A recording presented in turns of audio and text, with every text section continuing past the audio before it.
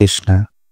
প্রত্যেক মাসে 2 বার একাদশী আসে, যা মানুষের আধ্যাত্মিক ও পারমার্থিক উন্নতির এক অসাধারণ সুযোগ।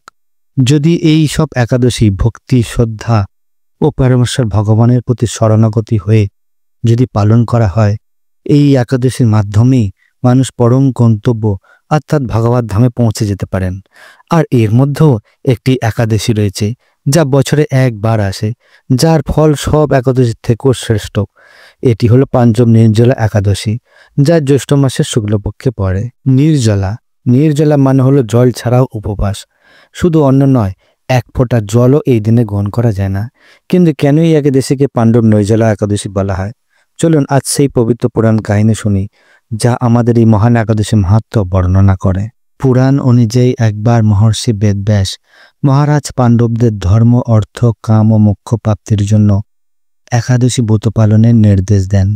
সেই অনুযায়ী কুন্তী মা এবং দ্রৌপদী সহ পাণ্ডবগণ একাদশীর উপবাস করতে শুরু করেন। কিন্তু ভীম, যিনি ভোজন প্রেমে অতি বিখ্যাত ছিলেন, তার পক্ষে মাসে 2 বার উপবাস পালন করা অত্যন্ত কঠিন ছিল।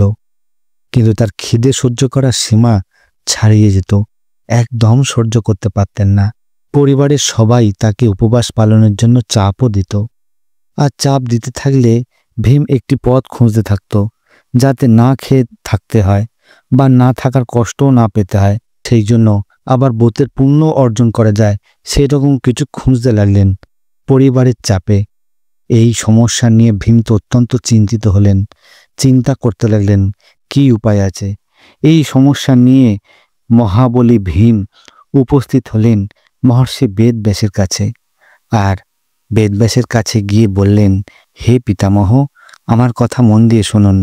রাজা যুধিষ্ঠির, কুন্তী মা, দ্রৌপদী, অর্জুন, নকুল ও সহদেব এরা সকলেই একাদশীতে কিছুই খায় না।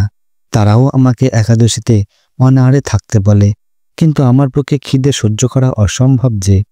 আমি তো একবার খাবার খেয়েই উপবাস করতে পারি না, আর পুরো অনাহারে কিভাবে থাকব? তখন মহর্ষি বেদব্যাস বললেন, হে মহাবলী ভীম, যদি তুমি স্বর্গলাভ কামনা করো ও নরককে তুচ্ছ মনে করো, তাহলে 2 পক্ষের একাদশীতে খাদ্য গ্রহণ বন্ধ করো। হে মুনি, আমি আপনার কাছে সত্য বলছি, মাসে একবারও উপবাস আমার পক্ষে সম্ভব নয়। কিন্তু আপনি যদি এমন একটি ব্রতের কথা বলেন যা আমি বছরে একবার পালন করেও স্বর্গের অধিকারী হতে পারি, এবং আমি সেই ব্রত যথাযথভাবে পালন করব। মহর্ষি বেদব্যাস বলেন, হে মহাবলী ভীম, শোনো তাহলে। জ্যৈষ্ঠ মাসে যখন সূর্য বৃষ রাশি বা মিথুন রাশিতে থাকে, তখন শুক্লপক্ষের যে একাদশী হয় সেই দিন উপবাস করো। এই একাদশীতে 1 ফোঁটা জলও পান করবে না। কেবল মুখে আচমন করা যেতে পারে। সূর্যোদয় থেকে পরদিন সূর্যোদয় পর্যন্ত যদি কেউ জলের পরিত্যাগ করে, তবে সেই ব্রত সম্পূর্ণ হয়। দ্বাদশীতে স্নান করে ব্রাহ্মণদের জল ও স্বর্ণদান করো। এই ব্রতের ফলে বছরে বাকি সব একাদশীর ফল লাভ করা যায়। আরও তিনি বললেন, শঙ্খ চক্র গদাধারী ভগবান কেশব আমায় বলেছেন, যে ব্যক্তি একাদশীতে অন্ন ত্যাগ করে সে সব পাপ থেকে মুক্ত হয়। মৃত্যুর সময় ভয়ঙ্কর যমদূত তার কাছে আসে না, বরণ পীতাম্বর পরিহিত সৌম্য স্বভাবের সুদর্শন চক্রধারী মুরলীধর শ্রীকৃষ্ণ ভূত এসে সে বিষ্ণুর ধামে নিয়ে যায়। ওই দিন শ্রদ্ধাভরে শ্রীহরির পূজা ও নির্জলা উপবাস করলে সমস্ত পাপ নাশ হয়ে যায়। এমনকি যদি কেউ মেরু পর্বতের সমান পাপ করেও থাকে, তবু এই ব্রতের প্রভাবের ফলে সেই সব পাপ ভস্ম হয়ে যায়। এই একাদশীতে জল দান, টোপ, হোম যা কিছু করা হয় তা অক্ষয় ফল দেয়। এই ব্রতের মাহাত্ম্য এতটাই যে যিনি তা করেন তা শত শত পিতৃপুরুষ ও ভবিষ্যৎ বংশধরদেরও পরধামে নিয়ে যেতে সক্ষম হয়। ভগবান বলেন, যারা একাদশীতে অন্ন গ্রহণ করে তারা এই জন্মে চণ্ডালের মতন পাপী হয় এবং পরজন্মে দুর্দশা ভোগ করে।